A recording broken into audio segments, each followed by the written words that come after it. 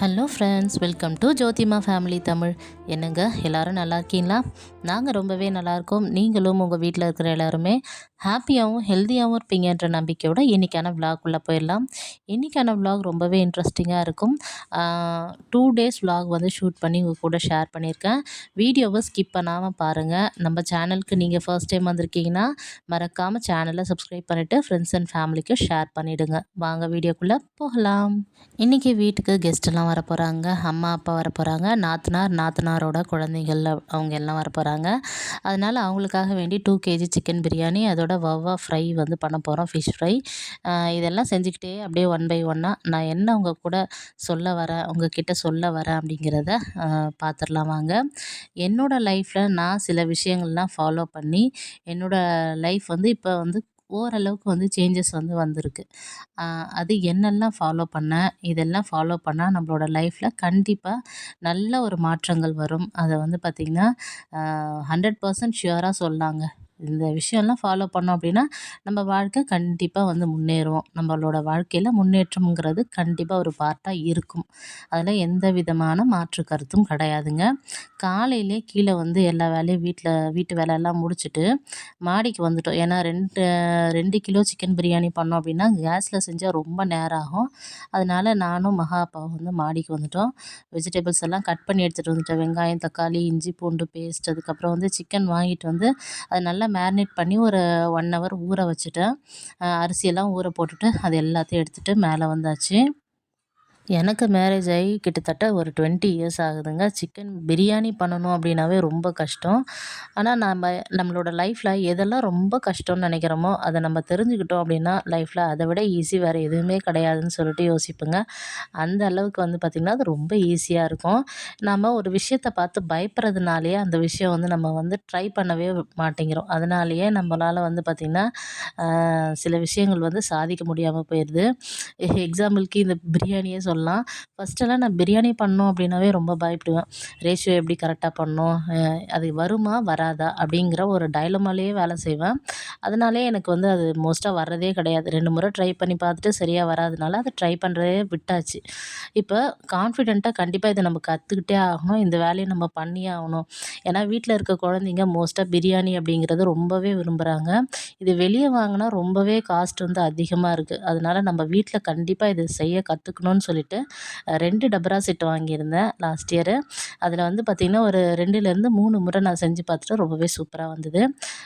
எல்லாம் பண்ணி முடிச்சுட்டு தம் போடலாம் அப்படின்னு சொல்லிட்டு கீழே இருக்கிற அந்த அனல்லாம் எடுத்து மேலே போட்டுட்ருக்கேன். தம் போட்டுட்ருக்கோம். கீழே அப்பா அம்மா எல்லோரும் வந்துட்டாங்க. இப்போ இந்த பிரியாணி பண்ணுறதுக்கு எனக்கு டைம் எவ்வளோ ஆச்சுன்னு பார்த்திங்கன்னா ஒரு 1/2 மணி நேரம் கூட ஆகலைங்க. 2 கிலோ பிரியாணி டக்குன்னு முடிஞ்சுது. அதுக்கப்புறம் வெயில் அதிகம், எனக்கு மேலே வந்து இருக்கவே முடியல. பண்ணி முடிச்சுட்டு கீழே வந்துட்டு கீழே தான் வந்து பார்த்திங்கன்னா ஃபிஷ் வந்து ஃப்ரை பண்ணி கொடுத்தேன். இவங்க தான் என்னோடய நாத்தனாரோட பசங்க. 2 பேரும் வந்து 4th தான் படிக்கிறாங்க. ட்வின்ஸ் 2 பேருமே. ஒருத்தன் பேர் வந்து திருலோச்சகன், இன்னொருத்தரோட பேர் வந்து பார்த்திங்கன்னா திருவிக்ரம். 2 பேருமே செம்ம க்யூட்டுங்க. நல்லா பார்த்திங்கன்னா அப்புக்குட்டி இவங்க 3 பேரும் ரொம்ப ஃப்ரெண்ட்ஸு. மாமா மச்சாங்கிற மாதிரி தான். ரத்துக்குட்டி வந்து பார்த்திங்கன்னா மாமா பையன், இவங்க வந்து பார்த்திங்கன்னா நாத்தனாரோட பசங்க. அப்போ மாமா மச்சான் அப்படிங்கிற உறவு தான் வருது. நல்லா ஜாலியாக என்ஜாய் பண்ணாங்க. சாப்பிட்டு முடிச்சுட்டு கீழே பப்பிக்கும் வந்து பிரியாணி போட்டுடலான்னு சொல்லிட்டு அவனுக்கும் வந்து பிரியாணி போட்டு விட்டாச்சு. அவங்க கூட உட்காந்து கொஞ்சம் நேரம் டைம் பாஸ் பண்ணிகிட்டு இருந்தாங்க. எல்லாம் விளையாடிட்டு ஜாலியாக என்ஜாய் பண்ணிகிட்டு இருந்தாங்க. அப்பா அம்மா ஏன் வந்திருந்தாங்கன்னு பார்த்தீங்கன்னா, எனக்கு வந்து வெட்டிங் டே வருது. அதனால் வந்து ட்ரெஸ்ஸுக்கெல்லாம் காசு கொடுத்துட்டு போக வந்திருந்தாங்க.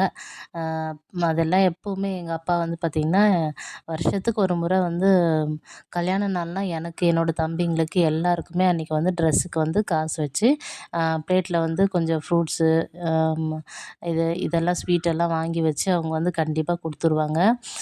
என்ன இருந்தாலும் நாம் எவ்வளோ தான் சம்பாதிச்சாலும் நம்மளோட பேரண்ட்ஸ் கொடுக்குற அந்த ரூபாவா இருந்தாலும் சரி, அது எவ்வளோவா இருந்தாலும் சரிங்க, அது வாங்குறப்போ ஒரு மனசு வந்து பார்த்திங்கன்னா அவ்வளோ ஒரு சந்தோஷமாக இருக்கும்.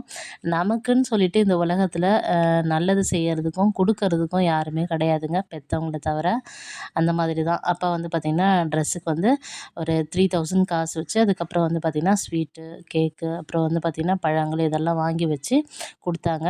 அவங்கள வந்து வீடியோவில் காட்டுறதுக்கு கொஞ்சம் அவங்க வந்து பார்த்திங்கன்னா அந்த அளவுக்கு வந்து அவங்களுக்கு தெரியல. அதனால் அவங்கள வந்து வீடியோ வீடியோ பிடிக்கல நான். அவங்கக்கிட்ட ஆசீர்வாதம் வாங்கிட்டு, அதுக்கப்புறம் வந்து பார்த்திங்கன்னா, அவங்களுக்கு எல்லாமே செஞ்சுட்டு சாப்பிட்டுட்டாங்க. இப்போ கிளம்பிட்டாங்க. கிளம்புன பிறகு தான் நான் அவங்கள அனுப்பலாம் அப்படின்னு சொல்லிட்டு கீழ வந்தேன். என் கூடவே குட்டீஸ் எல்லாம் கீழே வந்து ஜாலியாக விளையாடிட்டு இருந்தாங்க பப்பி கூட. என்னோட நாத்தனார் வந்து குழந்தைங்கள விட்டுட்டு அவள் வந்து பார்த்திங்கன்னா டிஎன்பிஎஸ்சி எக்ஸாமுக்கு வந்து கோச்சிங் கிளாஸ் கொடுக்குறாங்க அப்படின்னு சொல்லிட்டு ஃப்ரீ கோச்சிங் அதுக்காக போயிருக்காங்க. சாட்டர்டே சண்டே ஆனால் அவங்களுக்கு வந்து பார்த்திங்கன்னா கிளாஸ் இருக்கும். சில நேரங்களில் அவங்க வந்து வீட்லேயே விட்டுட்டு போவாங்க. இன்றைக்கி வந்து குழந்தைங்கள கூப்பிட்டு வந்து இங்கே விட்டுட்டு போயிருக்காங்க. இன்றைக்கி ஞாயிற்றுக்கிழமை இல்லையா, வீட்டில் தான் இருப்பேன் அப்படின்னு சொல்லிட்டு. யாராச்சும் வெள்ளூர் டிஸ்ட்ரிக்டாக இருந்தீங்க அப்படின்னா மேல்மனூரில் வந்து ஃப்ரீயாக வந்து டிஎன்பிஎஸ்சிக்காக டிஎன்பிஎஸ்சி குரூப் 4 குரூப் 2 எல்லாத்துக்கும் சேர்த்து ஃப்ரீ கோச்சிங் கிளாஸ் கொடுக்குறாங்க. சாட்டர்டே சண்டே வேணுங்கிறவங்க யூஸ் பண்ணிக்கோங்க. சரிங்க. நம்ம வந்து பார்த்திங்கன்னா ஒன் பை ஒன்னாக என்னென்னு பார்த்துருவோமா? ஃபர்ஸ்ட் ஒன், நம்மளோட லைஃப்பில் முன்னேறணும் அப்படின்னா முதல்ல சுறுசுறுப்பாக இருக்கணும். சுறுசுறுப்பாக இருக்கணும் அப்படின்னா ஃபஸ்ட்டு என்ன செய்யணும்னா, கண்டிப்பாக ஏர்லி மார்னிங் வேக்கப் ரொம்ப அவசியம். அதிகாலையில் எழற பழக்கம் இருந்துச்சு அப்படின்னா கண்டிப்பாக ரொம்பவே நல்லதுங்க. இது வந்து எல்லோரும் ஊருக்கு போயிட்டாங்க. போயிட்ட பிறகு மறுநாள் காலையிலேருந்து நான் வந்து வீடியோ வந்து ஸ்டார்ட் பண்ணியிருக்கேன் திரும்பவும். காலையில் கீழே போயிட்டு நான் வாசல் பெருக்கிட்டு வந்துட்டேன். இன்றைக்கி வந்து மகாபாப்பாவுக்கு கொஞ்சம் வந்து அசைன்மெண்ட் ஒர்க்லாம் இருக்குன்னு நான் உட்காந்து எழுதிட்டுருக்கா. அதனால அப்புக்குட்டி தான் வீடு ஃபுல்லாக பெருக்கிட்டு இருக்கான். அப்போ ஏர்லி மார்னிங் வேக்கப் அப்படிங்கிறது நம்ம உடம்புக்கு சுறுசுறுப்பு மட்டும் இல்லாமல் நம்மளோட வேலைகளை ரொம்ப சீக்கிரமாக முடிச்சிடலாம். முடிச்சிட்டோம் அப்படின்னா நமக்கான டைம் வந்து கிடைக்கும். அந்த நேரத்தில் உட்காந்து நம்மளோட வாழ்க்கையில் நம்ம அடுத்து என்ன பண்ணலாம் அப்படிங்கிறத பற்றி யோசிக்கிறதுக்கான நேரம் அதிகமாக கிடைக்குங்க. அதனால் ரொம்ப சீக்கிரமாக எந்திரிக்கிறது ரொம்பவே நல்லது. அதிகாலை எழற பழக்கம் இருந்துச்சு அப்படின்னா வாழ்க்கையில் கண்டிப்பாக நம்மளால் முன்னேற முடியும். அடுத்த பாயிண்ட் என்ன அப்படின்னு பார்த்தீங்கன்னா, கன்சிஸ்டன்சி. எந்த ஒரு வேலை செஞ்சோம் அப்படின்னாலும் உடனே நமக்கு வந்து பலன் கிடைக்கணும் அப்படின்னு நம்ம யோசிக்கவே கூடாது. ரொம்பவே பொறுமையாகவும் நிதானமாகவும் இருக்கணுங்க. ஒரு விஷயம் நம்ம பண்ணுறோம் அப்படின்னா நம்மளுக்கு 1 மந்த்லேயே ரிசல்ட் வந்துடணும், இல்லை 1 வீக்லேயே ரிசல்ட் வந்துடணும், உடனே நமக்கு கிடைக்கணும்னு நம்ம எந்த ஒரு வேலையும் செய்யவே கூடாது. அதை வந்து ரொம்பவே பொறுமையாக நிதானமாக காத்திருக்கணும். அதுக்காக வந்து நம்ம வந்து பார்த்திங்கன்னா அதிகமான அளவு அதுக்கான வேலைகளை நம்ம செய்யணும். அப்படி செஞ்சால் மட்டும்தான் நமக்கு வந்து பார்த்திங்கன்னா பலன் கிடைக்கும். ஒரு 10 நாள் செஞ்சுட்டு உடனே எனக்கு வந்து ரிசல்ட் கிடைக்கல, அதனால் வந்து பார்த்திங்கன்னா இதெல்லாம் ஒன்றும் கிடையாதுன்னு சொல்லிட்டு நம்ம இருக்கக்கூடாதுங்க. அப்போ நம்ம பொறுமையாகவும் நிதானமாகவும் நம்மளோட கோலை அச்சீவ் பண்ணுறதுக்காக நம்ம அதுக்கான வேலைகளை நம்ம செஞ்சோம் அப்படின்னா கண்டிப்பாக ஒரு நாள் இல்லை ஒரு நாள் அதுக்கான பலனை வந்து நம்மளால் அடைய முடியும். அடுத்த விஷயம் என்ன அப்படின்னு பார்த்திங்கன்னா, நம்மளை எப்போவுமே எப்படி ரிலாக்ஸாக வச்சுக்கிறது, கோவப்படாமல் வச்சுக்கிறது அப்படின்றதுக்கான விஷயந்தாங்க. இது எனக்குமே பொருந்தும். அதாவது வேலை செய்கிற இடத்துலலாம் எந்த இடத்துலையுமே நம்ம வாயே திறக்க மாட்டோம். ஆனால் வீட்டில் வந்து ஹஸ்பண்ட் கிட்டேயே குழந்தைங்க கிட்ட இந்த மாதிரி வந்து பார்த்திங்கன்னா நம்மளோட கோவத்தெல்லாம் கொண்டு வந்து அப்படியே வந்து இங்கே காமிப்போம். எப்போ சிடாச்சிட்டே இருக்கிறது, எப்போ பாரு கோவப்பட்டுக்கிட்டே இருக்கிறது, இந்த ஹேபிட் எனக்குமே இருக்கும். இப்போ கொஞ்சம் கொஞ்சம் வந்து பார்த்திங்கன்னா நான் வந்து அது எல்லாத்தையுமே சேஞ்ச் பண்ணிட்டு வரேன். அப்போ நாம் வந்து காலையில் எழுந்து கொஞ்சம் வந்து ப்ரீத்திங் எக்ஸசைஸ் பண்ணுறது, இல்லைனா மெடிடேஷன் பண்ணுறது, சின்னதாக வந்து ஒரு 20 மினிட்ஸ் வாக்கிங் பண்ணுறது, இந்த மாதிரியெல்லாம் நம்ம செஞ்சோம் அப்படின்னா நமக்கு வந்து நல்ல ஒரு எனர்ஜி வந்து கிடைக்கும். அதை நான் நல்லாவே ஃபீல் பண்ணியிருக்கேன். நான் நல்லா வந்து கீழே வந்து வாக்கிங் பண்ணேன். அதாவது கீழே போயிட்டு அந்த ஸ்ட்ரீட்லேயே தான் நடப்பேனே மோஸ்ட்டாக. எனக்கு டைம் இருக்காது வெளியே நடக்கிறதுக்கு. அதனால் ஒரு 1/2 ஹவரோ இல்லை 15 மினிட்ஸோ நடந்தேன் அப்படின்னா அந்த நடக்கிறதுனால எனக்குள்ளே ஏற்படக்கூடிய மாற்றங்கள் ரொம்ப அதிகமாக இருக்குங்க. அந்த 15 நிமிஷம் நம்மளோட உடம்புக்காக நம்ம செலவு பண்ணுறது அவ்வளோ பெரிய மாற்றத்தை வந்து கொண்டு வரும். அதை ட்ரை பண்ணி பாருங்கள். அடுத்து முக்கியமானது, அடுத்தவங்களை பற்றி நாம் பேசக்கூடாது. நம்மளை பற்றி அடுத்தவங்க என்ன பேசுகிறாங்கன்னு காது கொடுத்து கேட்கக்கூடாதுங்க. இந்த விஷயத்தை நம்ம ஃபாலோ பண்ணோன்னா ரொம்ப பெரிய சேஞ்சஸ் வரும். என்னென்னா, நாம் அடுத்தவங்களை பற்றி பேசிகிட்டு இருந்தோம் அப்படின்னா கண்டிப்பாக நம்மளோட கோலை நம்ம மறந்துடுவோம். அதே போல் நாம் வந்து பார்த்திங்கன்னா அடுத்தவங்க என்ன பேசுகிறாங்கன்னு அதை யோசித்தோம் அப்படின்னா நமக்கு வந்து டென்ஷன் ஆகிடும். என்னை பற்றி அவங்க இதை நினைக்கிறாங்களா, அதை நினைக்கிறாங்களா அப்படின்ற மாதிரி நமக்கு வந்து பார்த்திங்கன்னா அந்த மைண்ட் வந்து அப்செட் ஆகிடும். அது சில பேர்லாம் நம்ம வாழ்க்கையில் முன்னேறக்கூடாதுன்றதுக்காகவே பேசுவாங்க. அதுபோல் வந்து பார்த்திங்கன்னா யார் பேசினாலும் எதையுமே வந்து காதிலே போட்டுக்கக்கூடாதுங்க. அது காதில் விழுந்தாலும் விழாத மாதிரி நம்ம அந்த இடத்த விட்டு போயிடணும். அவங்களுக்கு ஈடாக நம்ம இறங்கி பேசணும் அப்படின்னா நமக்கும் டைம் அடுத்த முக்கியமான விஷயம், நாம் எப்போவுமே வந்து பார்த்திங்கன்னா ஒரு செல்ஃப் கேரோடு இருக்கணும். செல்ஃப் இம்ப்ரூவ்மெண்ட் பண்ணணும். நம்மளோட லைஃப்பில் நாமளே வந்து செதுக்கணுங்க. நம்ம எல்லா விஷயங்களும் தெரிஞ்சுக்கணும். தினமும் ஏதோ ஒரு விஷயத்தை கற்றுக்கிட்டே இருக்கணும். அந்த மாதிரி அது எந்த மாதிரி விஷயமா வேணாலும் இருக்கலாம். உங்கள் வாழ்க்கைக்கு தேவைன்னு நீங்கள் நினைப்பீங்க இல்லையா, அந்த விஷயத்தை பற்றின கற்றல் வந்து தினமுமே இருக்கணும். அது ரொம்பவே முக்கியம். அடுத்தது, கோவப்படாமல் எப்போவுமே ஸ்மைலிங் ஃபேஸோடவே இருக்கணுங்க. எப்போவுமே சிரிச்சிட்டு இருக்கணுமா, அது ரொம்ப கஷ்டம் இல்லையான்னு பார்த்தீங்கன்னா, நம்ம எப்போவுமே அதிகமாக சிரிச்சுக்கிட்டே இருந்தோம் அப்படின்னா நம்மளோட ஹெல்த்துக்கும் நல்லது, நம்மளை சுற்றி இருக்கிறவங்களுக்கும் நல்லதுங்க. அதனால நாமளை எப்போவுமே ஹாப்பியாக வச்சுக்கணும்.